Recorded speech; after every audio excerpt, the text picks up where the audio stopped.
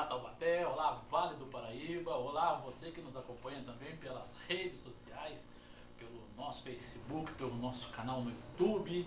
Agradeço sempre a vocês pelo retorno que nos dão, né, especialmente nas redes sociais, a respeito do nosso programa, das temáticas que a gente apresenta aqui no nosso programa das 6, que nesta segunda-feira está começando agora, né? Segunda-feira, dia 19 de janeiro de 2019, né? Então, 19 não, gente, hoje é 21 de janeiro de 2019, né? Hoje é dia de São Mário, e homenageando São Mário, estou homenageando o nosso presidente aqui da TV Cidade, que é o Jefinho, né? O nome dele é Mário Jefferson Leite Melo, né? Nós temos também o Mário Melo, que também é da nossa equipe da TV Cidade, né? Todos os Mários amigos que nós temos, né?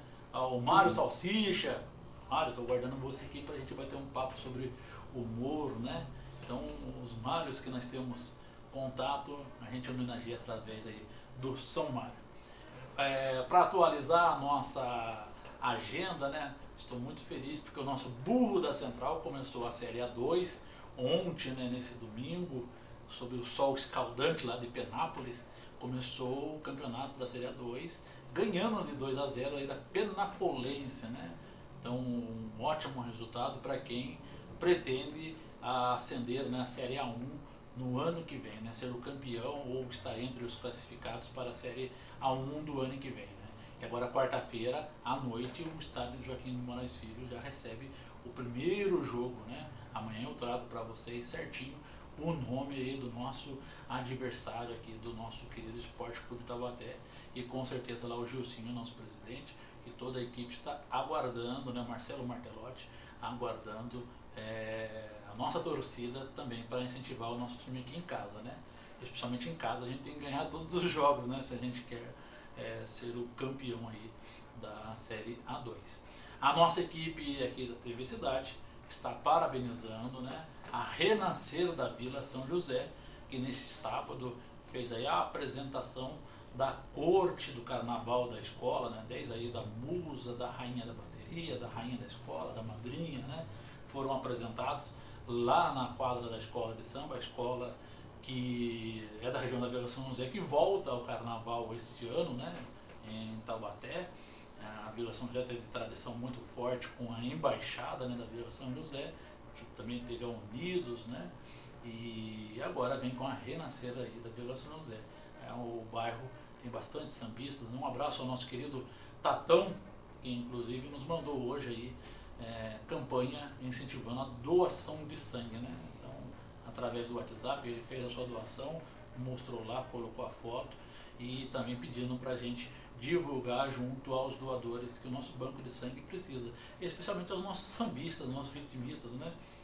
Muitos doam sangue aí e suor pela escola de samba. Vamos aproveitar também ir ao nosso hemonúcleo, né, que fica aqui próximo à Avenida do Povo, na Avenida Inglaterra, né, ali na frente da dispersão das escolas de samba, né, na área onde também há a aula de motociclismo. Vamos lá aproveitar e doar, né? Segunda a sexta aberto lá na noite a partir das 7 horas da manhã. Só você fazer a dieta leve, não é para ir em jejum, né? Mas tomar o seu café regularmente, com a fruta, também comer um pãozinho, né? E aí você pode doar sangue, né? Especialmente pessoas a partir dos 18 anos, né? Que tem acima dos 50 quilos, né? Então isso é importante. No mínimo 4 vidas serão salvas, né? E o pessoal do Parque do Porto também voltou, né? Unidos do Parque do Porto, que é a atual campeã do Carnaval Taubaté, né? 25 anos de história. A escola foi campeã em 2018 e eles no sábado estão convidando agora para sábado que vem. A gente está lá no dia 26 de janeiro, a partir das 20 horas, na quadra. Eles vão apresentar aí o enredo, né? E o samba e toda a estrutura para o Carnaval 2019, né? A escola de samba já está fazendo os seus ensaios normalmente. Fica lá na rua José Tomaziello, em frente ao Campo dos Camarões, né? Na região do Parque do Porto, ali, mais precisamente na Vila Bela. Eu aproveitando aqui o celular, né? O celular é bom para a gente também ter informações, né?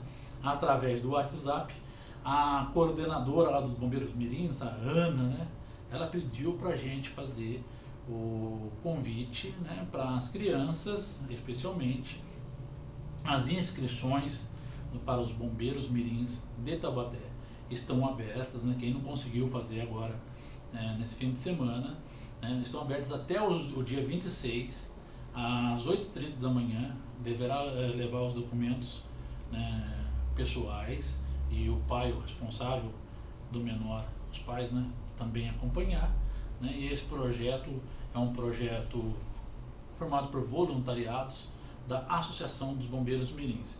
Aqui, entre os documentos que precisam, né, estão crianças e jovens de 10 até os 16 anos, né, das 8h30 às 11h30, o Bombeiros Mirins, eles ficam na Avenida Santa Cruz do Areão, número 2399, Santa Cruz do Areão, 2399, lá no bairro do Areão, na escola, né, onde tem a escola municipal ali. As inscrições serão realizadas, né, no dia e local, no dia 26, né, e necessário comparecer com a criança, né, o adolescente, e o responsável levar RG e CPF da criança, original e cópia, né, e também levar o seu documento pessoal para fazer o cadastro direitinho e participar desse projeto. O ano passado recebemos eles aqui, né, muito bonito o projeto, junto com o capitão Calfalco, né, representando o Corpo de Bombeiros Oficial do Estado de São Paulo, né, e foi muito bacana a gente poder entender todo esse universo, né, dessas pessoas que se dedicam especialmente a salvar vidas, né, sejam elas nas mais variadas situações em que precisamos. Então esses são os nossos recados. Eu agora estou recebendo aqui em nosso estúdio ele que é escritor, é professor, poeta, e se eu for desenrolar o currículo dele aqui, a gente fica até o final do programa, mas pela primeira vez no nosso programa aqui na TV Cidade, mas não é a primeira vez que ele vem aqui, o professor William Castilho de Moraes, porque ele está lançando uma obra, né, que vem falar um pouco sobre o nosso país. A obra está aqui em nossas mãos, ela chama Heróis Sem Pátria, né? Este livro é a mais recente produção do professor William Castilho de Moraes. Professor, boa noite, né? Prazer em receber o nosso programa aqui. Boa noite André, boa noite a todos que estão nos assistindo aí. É um imenso prazer, uma honra estar aqui com vocês, poder apresentar o livro. Ele acaba de ser publicado, né? Foi publicado agora em dezembro de 2018 e agora nesse início de 2019 a gente está trabalhando aí então na divulgação da obra, né? E é um prazer estar aqui com vocês, então, mais uma vez. Então, fazendo um trocadilho, ele acabou de sair do forno, no caso ele acabou de sair do freezer, né? Porque eu prefiro que ele saia do freezer para ser mais geladinho, mais gostoso, para a gente poder segurá-lo na mão, né? Mas parece que você vem falando de situações aqui nesse livro, né, que mexe com a história do nosso país, né? O que te inspirou a escrever esse trabalho? Assim, o brasileiro, nós brasileiros, a gente tem o complexo de vira-lata, né? Infelizmente. É algo que vem desde a época do Brasil colônia, né? Quando, o que acontecia? Tudo que vinha da metrópole, né? Tudo que vinha de Portugal era melhor do que o brasileiro, era melhor que da colônia. Então até hoje a gente tem isso, a gente ainda pegou essa tradição, né, desde a época do Brasil colônia, que continua até hoje, e nós acreditamos que o que então? Que tudo que é importado é melhor, né? A gente acredita que tudo que vem da América, tudo que vem da Europa é melhor do que o produto nacional, seja qualquer tipo de produto, cinema, música, teatro, literatura, artes, etc. Mas nem sempre é assim, né? A gente sabe, é claro que tem muita coisa internacional que realmente é um espetáculo, né?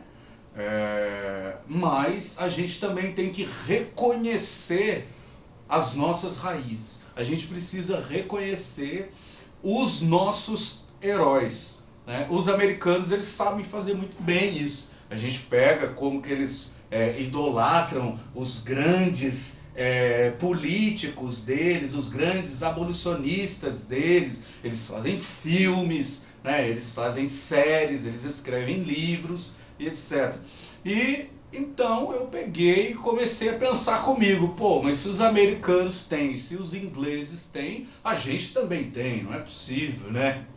E então assim eu comecei a pesquisar sobre algumas personalidades brasileiras e encontrei assim muitas personalidades assim com histórias incríveis, né? E o livro ele é bem baseado no movimento abolicionista, né, brasileiro, porque a queda da escravidão é um assunto histórico que me interessa muito, me gera muita curiosidade para mim e acredito que para muitos brasileiros também, porque a gente tem esse mito, né, da princesa Isabel, dela ser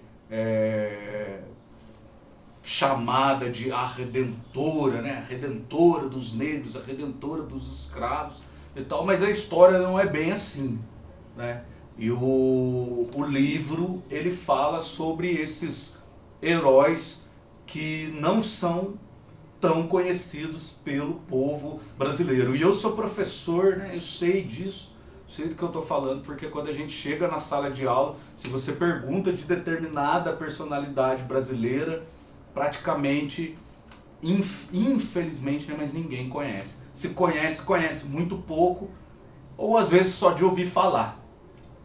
Bacana. Você tocou num assunto importante que eu gostaria até que você, como professor de história, estudioso, né, desse nosso desenvolvimento do Brasil, dessa evolução brasileira, né, desde o seu descobrimento, para a gente poder entender esse complexo de vira-lata que nós temos, né, como você disse, até hoje, e em relação a outros países que não têm essa mesmo, né, tipo de síndrome, né, se podemos assim dizer, né? Esse complexo, ele foi construído de que forma, né, e por que até hoje a gente ainda não conseguiu abandoná-lo? Legal, André.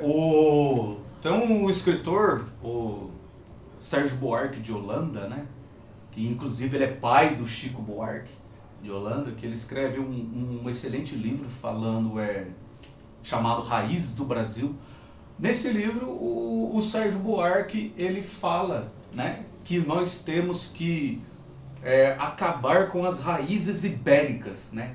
A gente tem que deixar de lado essas raízes ibéricas que vêm de Portugal e então ovacionar, né, reconhecer as raízes brasileiras mesmo, a cultura nossa. Resumindo, né, a valorização da cultura nacional. Uma maneira de valorizar a cultura nacional, acredito eu, que seja a gente reconhecer esses grandes heróis aí do Brasil, que tem no livro, como Luiz Gama, Frei Caneca, Castro Alves, André Rebouças, Antônio Conselheiro, e entre outros.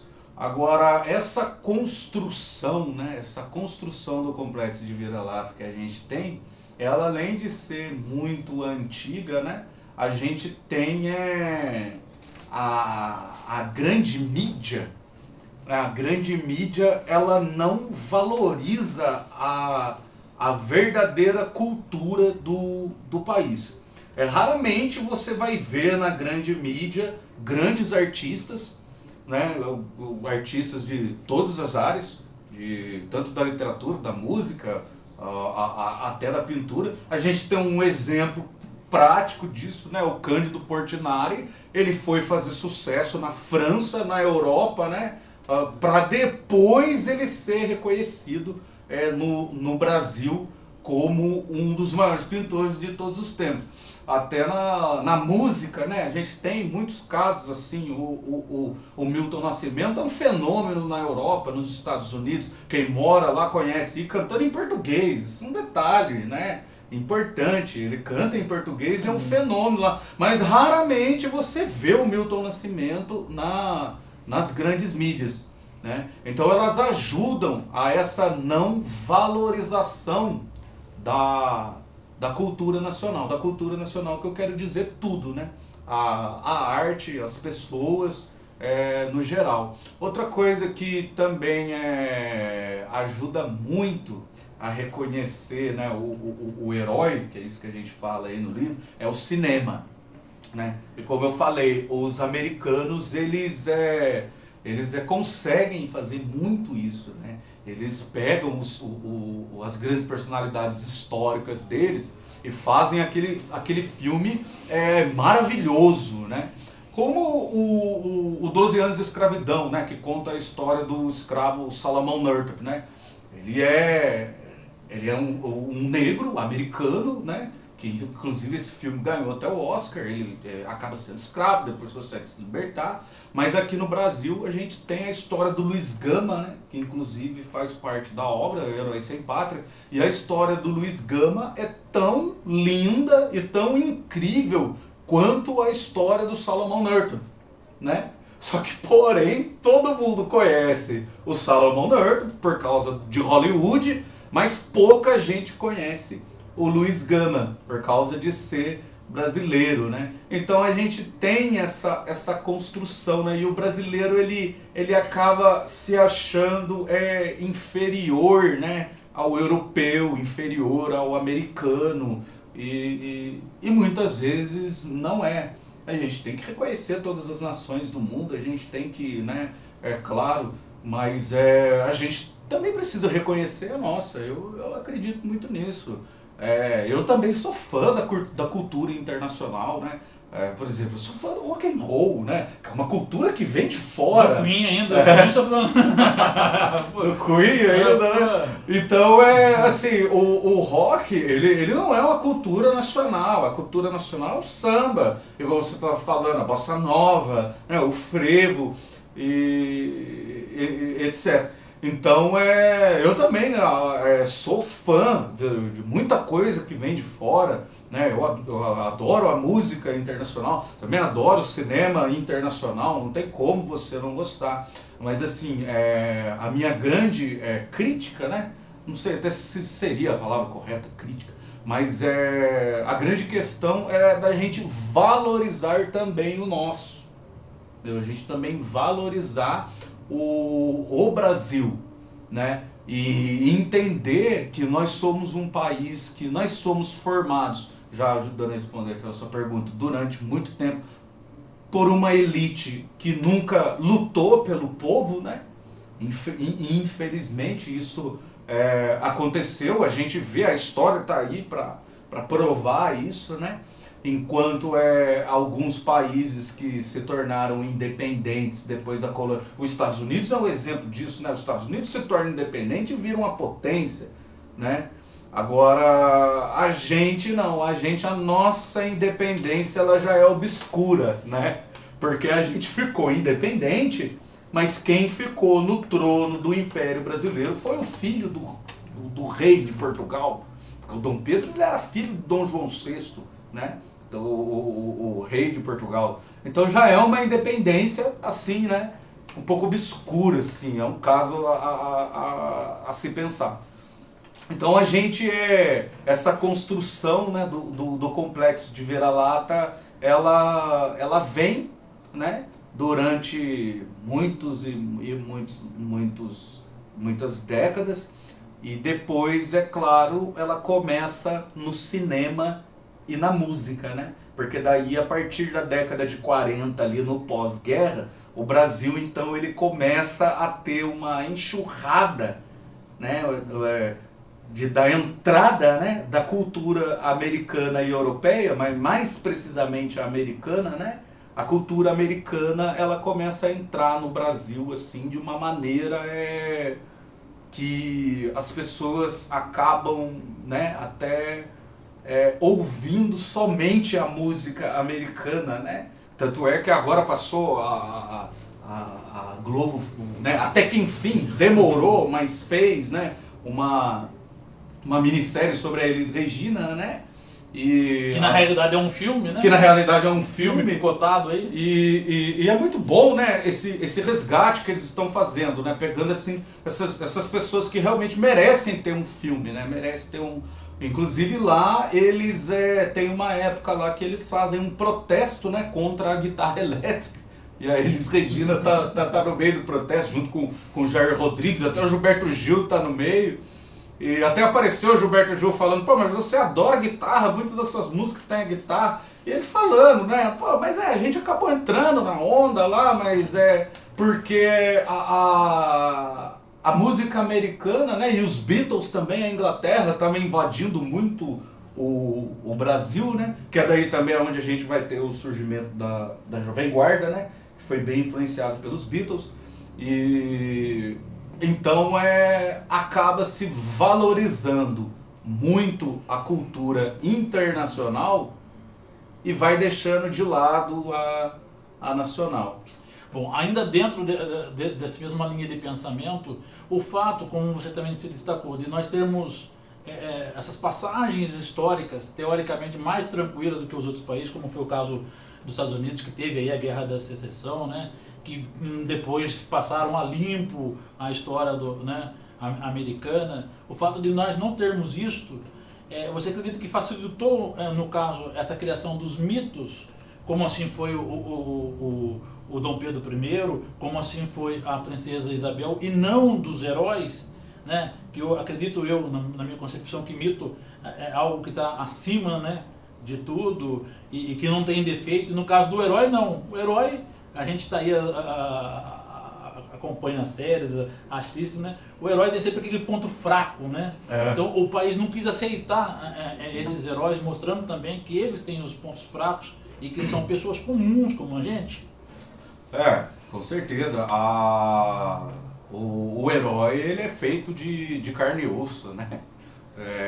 Muitas vezes as pessoas, elas querem divinizar muito, né? Uma pessoa começa a virar até idolatria, né? E é errado isso, né? Aqui no livro eu explico bem o meu conceito de herói, né? Por que eu coloquei o nome de herói no prefácio, né? Porque se você procura no dicionário o conceito de herói, o próprio dicionário ele volta até ao mito da Grécia Antiga, né? Alguém que fez algo estrondoso, extraordinário e tal. Mas o herói ele é feito de carne e osso, né? E a gente acaba muitas vezes idolatrando as pessoas. Mas as pessoas, elas são de carne e osso, elas erram também, né? Todo mundo erra, né? A gente erra, a gente tem defeitos, né? Então o livro ele é um resgate, né, da nossa história. A gente precisa reconhecer as pessoas que fizeram, né, tão bem para a nação brasileira e são esquecidos pela história oficial, né? E infelizmente a gente aqui no Brasil como o Laurentino Gomes gosta de dizer, né? A gente é um povo muito sem memória, né? A gente é um povo muito sem memória, se esquece de tudo, né? Muito fácil. E isso que você falou, André, foi legal, eu achei interessante, porque, por exemplo, no livro eu falo de dois conflitos que teve no Brasil, que foram praticamente não tão grandes, né, igual a Guerra de Secessão Americana, né, porque a Guerra de Secessão Americana ela realmente dividiu o país, né, entre o norte e o sul, lá no século XIX, mas aqui no Brasil a gente teve inúmeras guerras civis que pouco se fala, né? Canudos, por exemplo, quando você fala, pô, Canudos foi uma guerra civil, né? O exército brasileiro foi lá para enfrentar o povo de Canudos, para enfrentar os jagunços, né? Como o Euclides da Cunha chamava, né? Do Antônio Conselheiro, né? Então aquilo foi uma guerra civil, é o Estado contra o povo, né? Outra guerra civil também que teve Canudos, ainda até bem lembrado, né? Porque o Euclides da Cunha ele estava lá em Canudos, né? Ele foi ele que foi amando do governo, né? Para poder passar o olhar do governo, né? Ele foi amando do jornal, né? Província de São Paulo, que hoje é o estado de São Paulo, né? Ele foi ali até amando do governo, vamos dizer assim, mas ele acaba escrevendo a outra versão da história, né? E a partir dos relatos do Euclides a gente vê realmente que foi uma guerra civil. Né? Outro personagem do livro também, que é o monge José Maria, né? Que faz parte lá da guerra do Contestado, que acontece lá no Paraná e Santa Catarina. E é uma guerra civil, né, que pouco se fala. A gente tem mais de 12 mil mortos na guerra do Contestado, lá no Paraná e Santa Catarina. Né? Foi um conflito que durou praticamente 4 anos.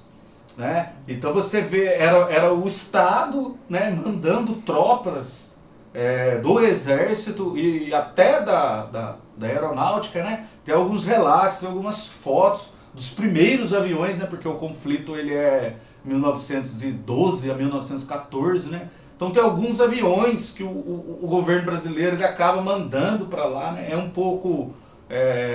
alguns historiadores contestam essa versão, se teve ou não teve o avião lá mesmo, mas tem algumas fotos sim, né? Eu fiz uma pesquisa bem profunda, né, sobre essa questão, e é uma guerra civil, né? E pouco se fala, né? Você não se vê falar sobre a guerra do Contestado do Brasil, você não se vê falar, né? Você ouve falar muito pouco, né? Já temos outros conflitos também de guerra civil, a própria Farroupilha, né? A Farroupilha já é mais famoso porque o Érico Veríssimo, né? Ele foi lá e escreveu O Tempo e o Vento, ele escreveu várias histórias ali sobre a Farroupilha. Depois a Letícia Werneck, que é uma escritora também nacional, ela escreveu A Casa das Sete Mulheres, que virou minissérie. Então isso ajuda, né?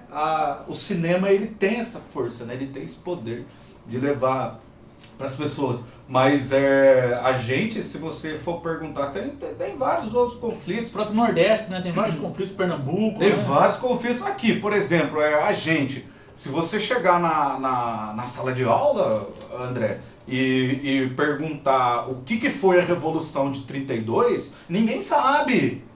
Entendeu? Ninguém sabe. E a Revolução de 32, ela foi uma guerra civil.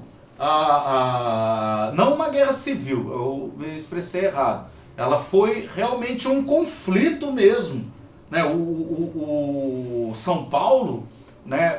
A polícia de São Paulo, o exército de São Paulo, ele realmente lutou contra as tropas federais.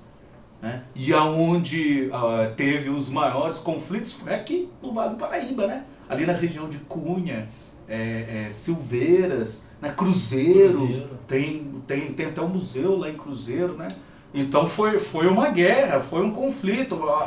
As tropas, né, de São Paulo, eles bateram de frente mesmo com o governo federal. Mas pouca gente sabe, né? Eu falei, né? A gente chega na sala de aula, você fala da Revolução de 32, o máximo que os adolescentes vão lembrar é do feriado de 9 de julho, né? Que é da Revolução de 32, né? Então a gente... Fala o feriado de São Paulo, né? O feriado de São Paulo, né?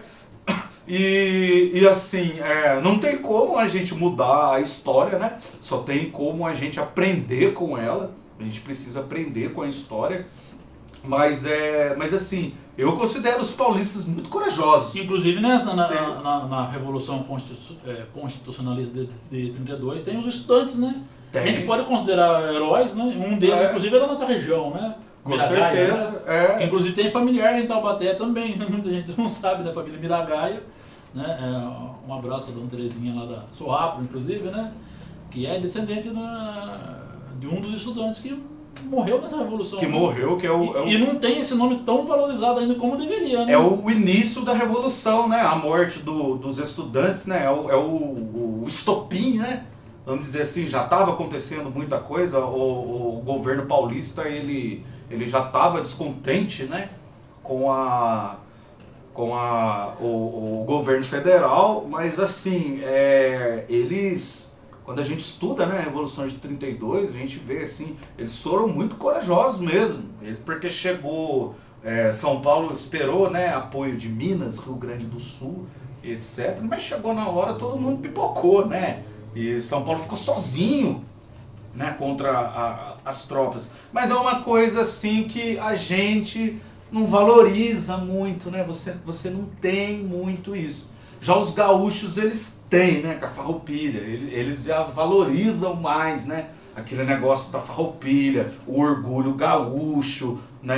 Não o orgulho de você querer ser superior ao outro, não é isso, é mas o orgulho. manter a história, preservar, Isso. passar de geração a geração. Passar de geração em geração, isso é importante, eu considero isso importante, não o preconceito de você querer ser superior a alguém, isso são para as mentes pequenas, né? Para as mentes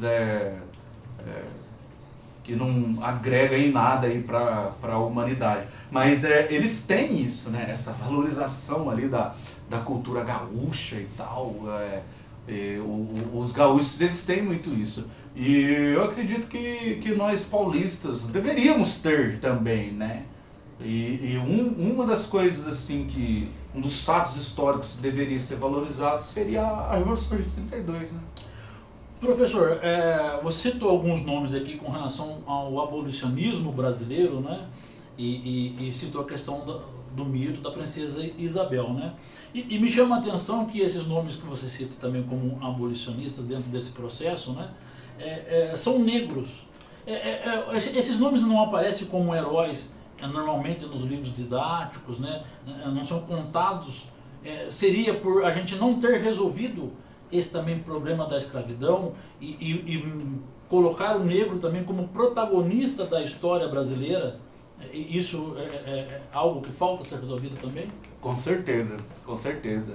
A gente acabou tendo os resquícios, né, da escravidão. Ela continua no país até hoje, né? Só a gente vê, né, os resquícios da escravidão. E ela acabou no Brasil, né, devido a diversos fatores. Um dos principais fatores também, todo mundo sabe, era a pressão internacional, né? Principalmente por parte dos ingleses e dos americanos, né? Isso é um fato, isso é histórico, né? A Inglaterra, né, ela começou a combater o tráfico negreiro, né, para as Américas. Isso todo mundo sabe, por isso que tem até a história do para inglês ver, né? Que virou a história para inglês ver, porque quando os ingleses paravam o navio negreiro português, né, eles escondiam o escravo dentro de baú, dentro de não sei o que, disso, daquilo, para o inglês não ver, né? Então agora é preciso também reconhecer, né, esses nossos heróis negros, como o Luiz Gama era negro, o André Rebouças era negro, né? O Luiz Gama, inclusive, é advogado, né? Advogado, isso. Libertou mais de 500 escravizados. De 500 escravizados. E ele foi escravo também, né? Então faltou reconhecer, né, a queda da escravidão, faltou pra gente, faltou entrar nos livros didáticos a história dele. Não só dele, como de muitos outros, mas cá entre nós, né, a história do Luiz Gama é espetacular. O cara foi um guerreiro mesmo, né? E começou a ser perseguido pelas elites, né? Porque imagine, um cara ia libertar um escravo naquela época, o fazendeiro ia ficar doido, né? De perder um escravo. E a gente acabou então tendo esse resquício da escravidão, né, André? Até hoje as maiores comunidades carentes são de negros. Né? A população carcerária, de grande maioria, também é negra, né? E a elite brasileira, ela errou muito, né? Porque ela libertou os negros em maio de 1888, mas não deu o quê? O que falta até hoje, né? A estrutura, a moradia, o emprego, o trabalho assalariado, né? Então os negros começaram a ficar muito, né, vamos dizer assim, a Deus dará, né? Coisa que foi diferente aí com os imigrantes, né? Os imigrantes vieram aí, principalmente da Itália, né?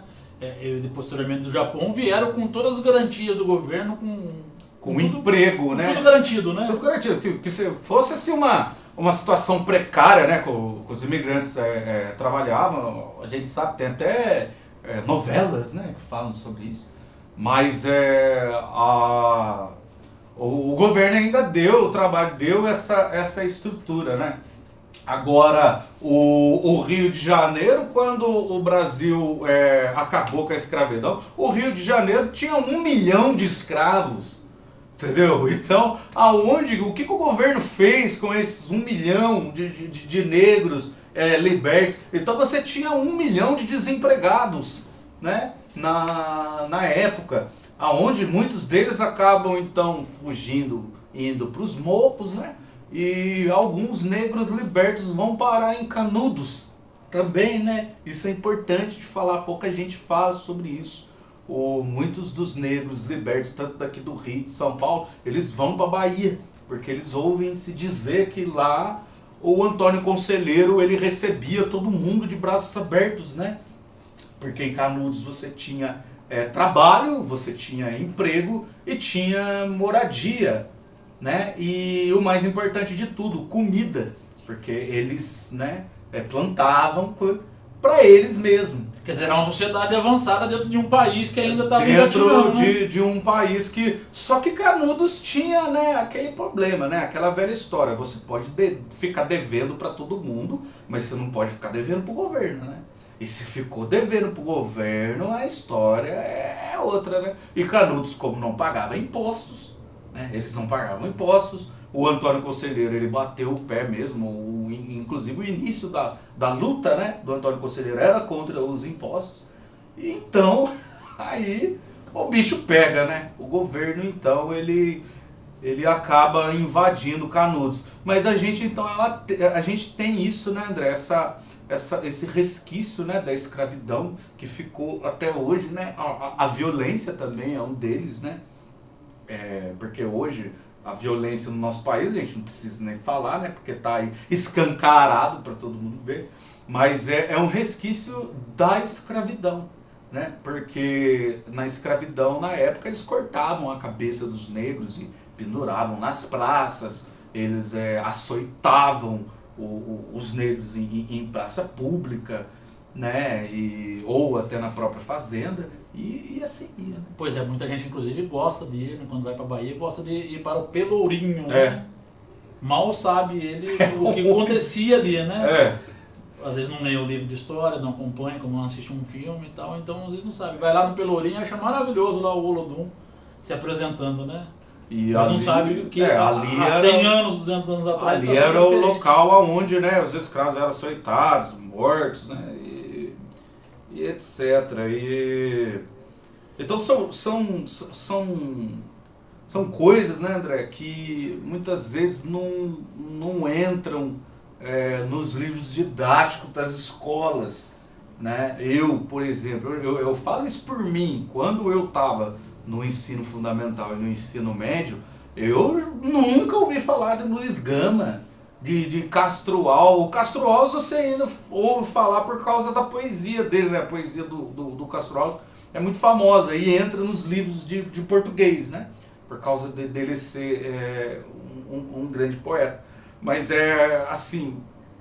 o Luiz Gama, o Cipriano Barata, que é outro personagem histórico desse livro. Quando você vai falar de independência do Brasil, quem que vem na sua cabeça? O Tiradentes, né? Todo mundo lembra do Tiradentes. O que vem é ele, né? Como símbolo da independência do Brasil. E depois o Dom Pedro, né?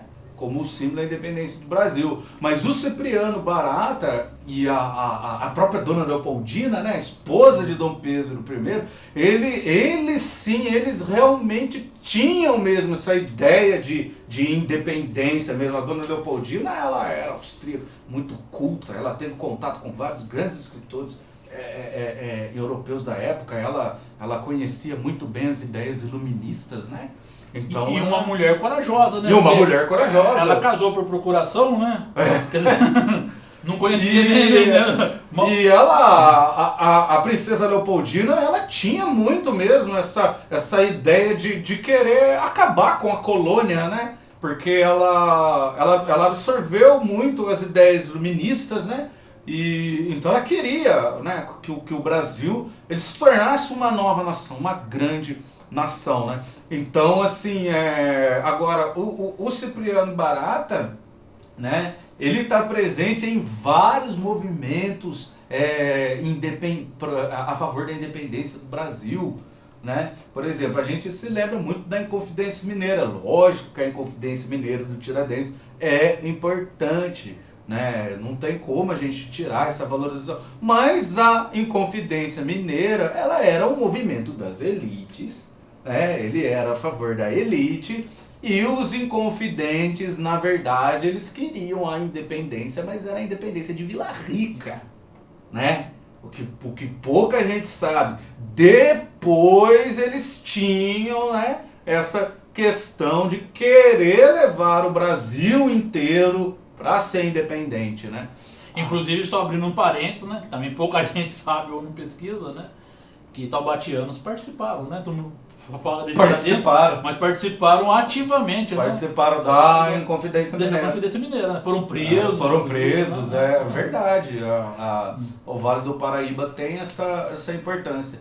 Então é lógico que os inconfidentes, né, eles vão abalar as estruturas do poder, mas assim, a conjuração baiana, né, ou a revolta dos alfaiates, que é em 1798, um pouco depois da Inconfidência Mineira, ela é um movimento muito importante para a independência do Brasil, né? E foi um movimento popular das pessoas, dos brasileiros mesmo. E quem que estava, né, encabeçando esse movimento, um dos principais líderes, era o médico Cipriano Barata, né? Então ele está presente em vários. Depois ele vai estar presente de novo, né, no meio lá da Revolução dos Padres, lá em Pernambuco, em 1817, né, junto com o Frei Caneca, né, que é outra figura ilustre também do Brasil, que precisava ter um filme sobre a vida do Caneca, né? Pois é, a turma só acha que é o nome de rua do Rio de Janeiro, né? A rua onde ficam as moças trabalhando lá, não é. Frei Caneca tem uma importância histórica. Tem uma importância histórica, né? Mas assim,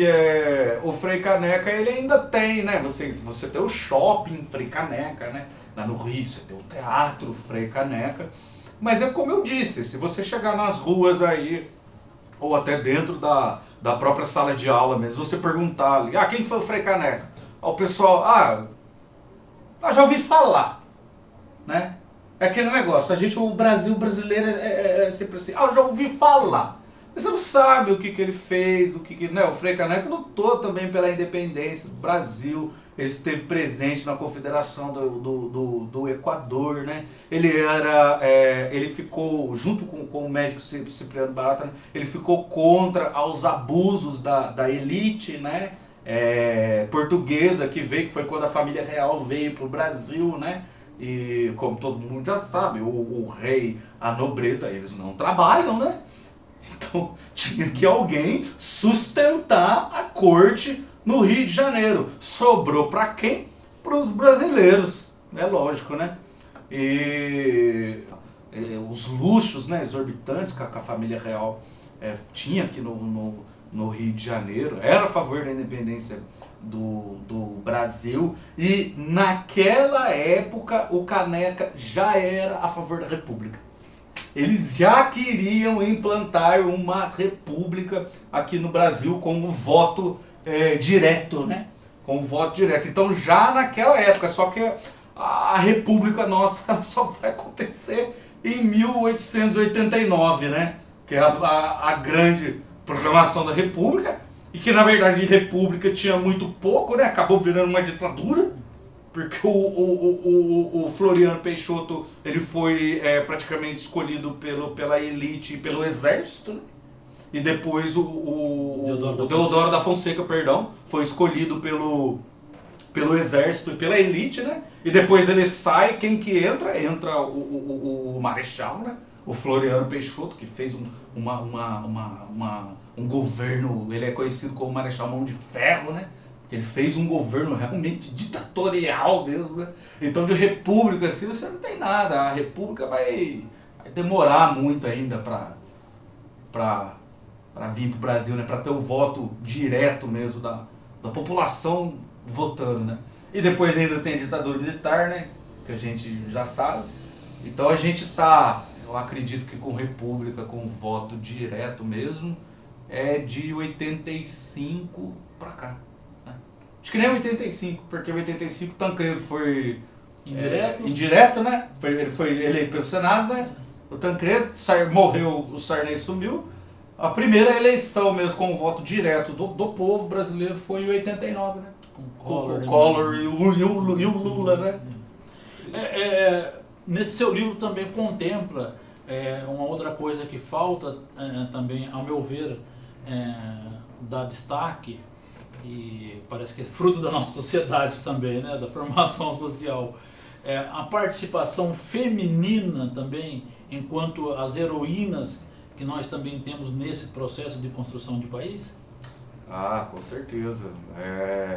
As mulheres, elas têm um papel assim, fundamental assim, na história do Brasil. E eu acho impressionante, assim, por exemplo, no meu livro, eu falo sobre a baiana, né? A Maria Quitéria, né? Pouca gente sabe disso, por isso que eu falo que a gente é um país sem memória, André. Pouca gente sabe disso, mas no Brasil você teve a guerra de independência, sim. As tropas brasileiras, elas brigaram com as tropas portuguesas, né? Em alguns estados. Porque o que aconteceu?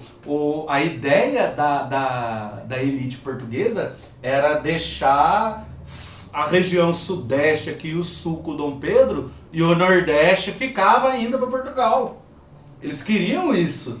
Né? Até porque a gente tem que lembrar que naquela época o Nordeste era rico, né? Era muito rico por causa da cana-de-açúcar, né? Pernambuco, etc.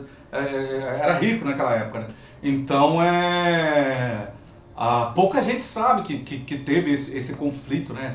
Essas guerras, né? E aonde o bicho pegou mesmo foi na Bahia, né? Que é onde surge essa soldada heroína aí, que é a Maria Quitéria. Ela realmente luta contra as tropas de Portugal, né? Ela bate de frente e ela era mulher mesmo, ela até assume a feminilidade dela, né? Ela acaba usando um saiote, né?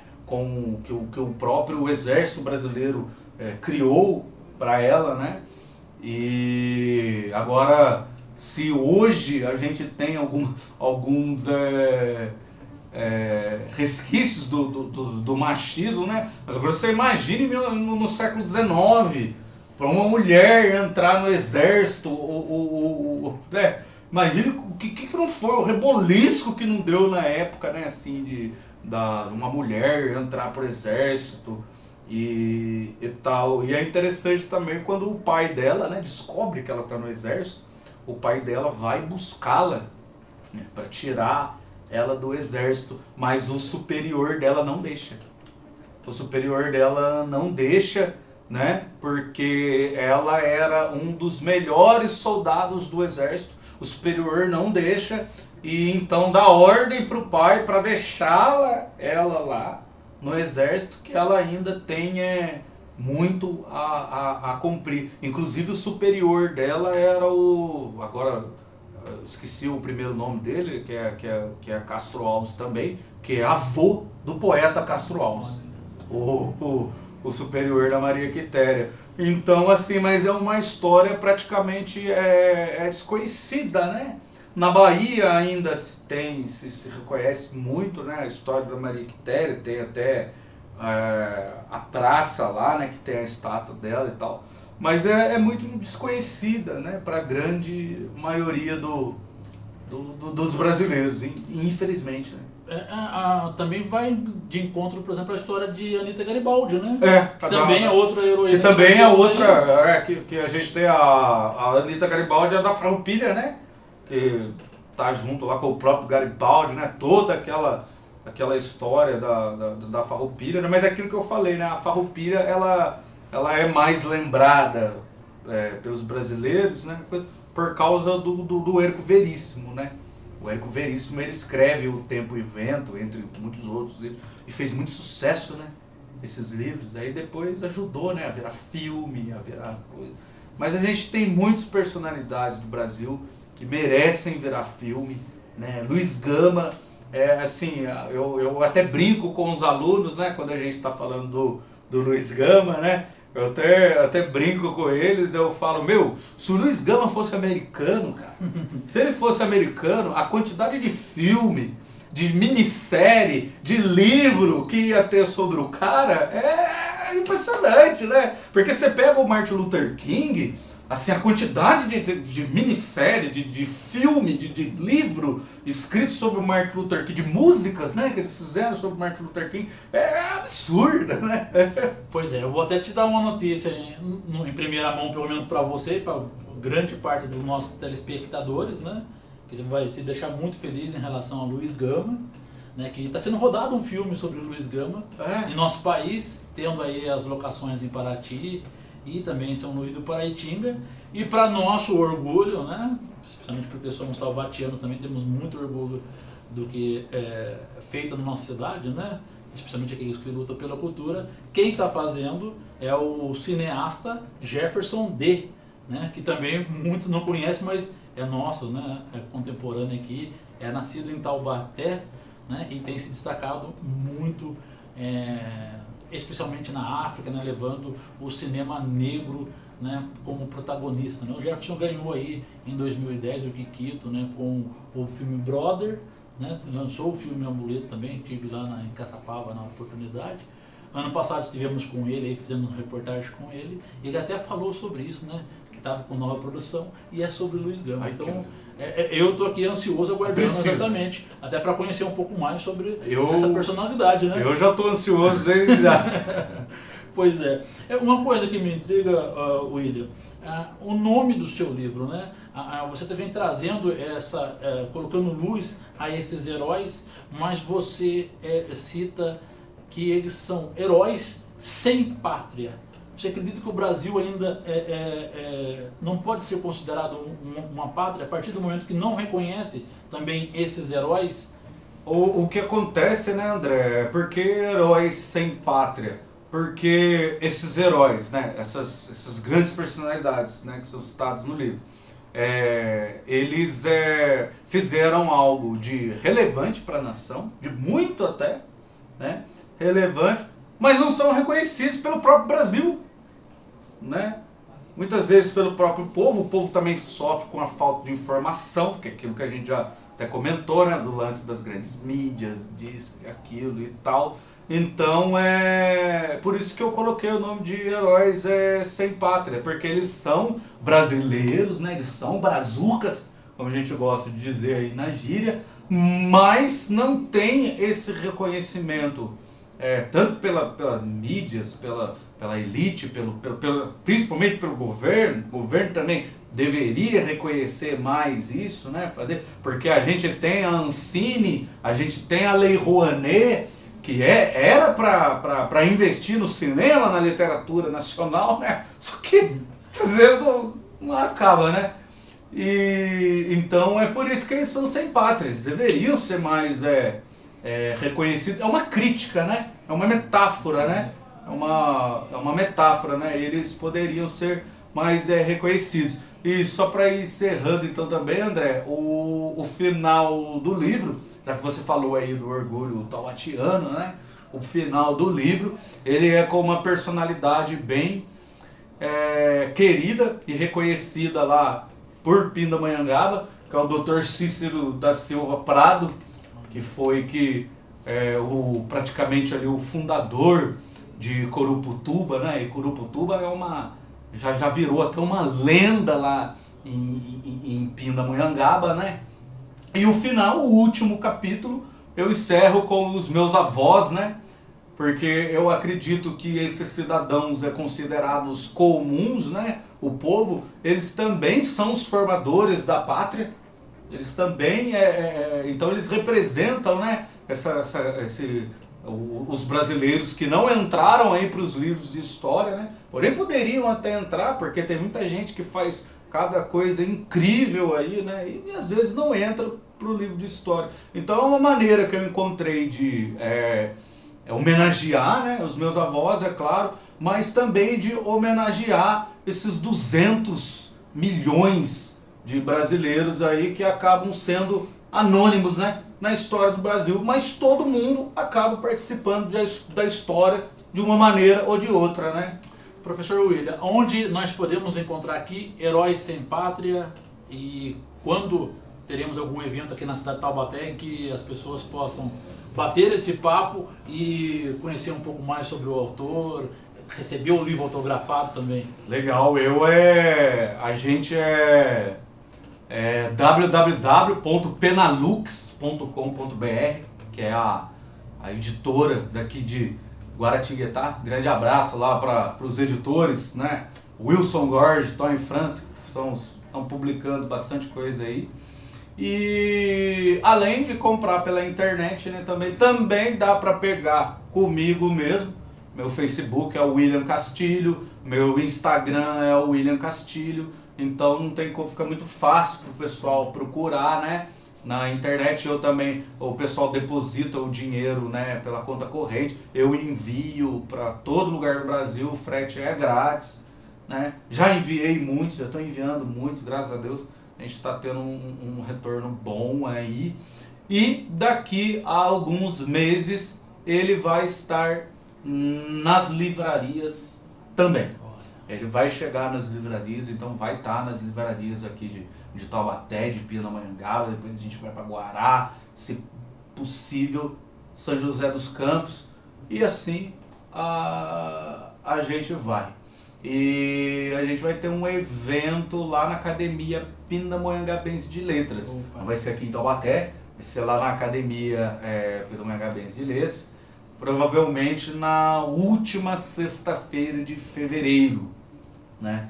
Toda última sexta-feira de fevereiro é a reunião da Academia de Letras e a gente vai lançar o livro lá também. Bacana. A academia fica no centro da cidade? No centro de Pindamonhangaba, lá no Palacete 10 de Julho, ao lado da Matriz. Não tem erro. A própria Matriz e o Palacete 10 de Julho já são referência, né, para chegar ali na cidade. Que bacana, viu, gente? Então, olha, hoje nós conhecemos aqui, né, um pouco, né, da história de heróis aqui do nosso Brasil, que não estão nos livros, né? Me fez até lembrar o Samba da Mangueira, né? o Brasil que não conhece o Brasil, né? E tem várias outras teses, né, a respeito disso, né? A gente precisa conhecer um pouco mais dessas histórias, né, dessas pessoas, que sejam elas públicas ou pessoas comuns, que fazem a diferença na nossa sociedade, para a gente entender o quanto importantes são essas pessoas, né? Até para que a gente não fique idolatrando mitos de formas desnecessárias, né? E às vezes sem ter uma consolidação, né, do que realmente essas pessoas fizeram, né? A gente precisa entender que herói é você que acorda cedo, você que trabalha cedo, você que pratica honestamente todas as suas funções na sociedade, né? Que cuida da sua família e que também ainda sobra tempo para poder cuidar do seu vizinho, né? do seu bairro, ajudar na sua escola. Então, você, a partir do momento que toma essas decisões, você está escrevendo a sua história e a história do nosso país. Professor, escritor, poeta William Castilho, muito obrigado. Seja sempre bem-vindo ao nosso programa aqui das 6. Agradecido. Muito obrigado. Obrigado, André. Obrigado, TV Cidade. Obrigado para todos que estão nos assistindo aí. Realmente é um privilégio para a gente poder passar a história do Brasil aí, poder divulgar. Um grande abraço a todos e que a TV continue abrindo sempre espaço aí para a cultura nacional. Então, estamos terminando o nosso programa das 6, desta segunda-feira, dia 21, né?